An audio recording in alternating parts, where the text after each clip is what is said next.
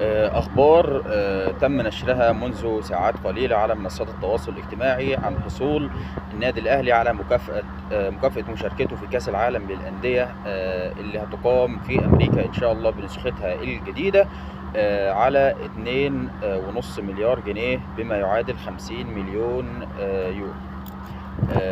والنادي الاهلي طبعا علق على البيان وقال ان كل الاخبار اللي اتنشرت لحد دلوقتي مجرد شائعات وتقارير صحفيه لا اساس لها من الصحه.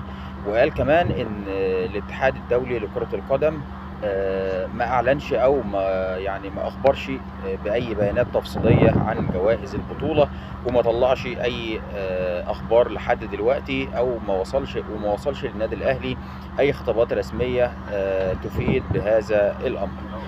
طبعا اتقال ايضا ان الفائز هياخد 100 مليون يورو، وده بما يعادل 3.5 مليار جنيه مصري. دي تعتبر ميزانية دولة، ميزانية كاملة.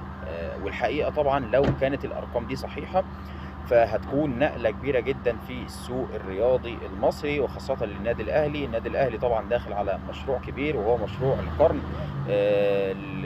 الاستاد والمشروعات الأخرى اللي بتتعلق بالمدينة الرياضية اللي هينفذها النادي الأهلي في الشيخ زايد.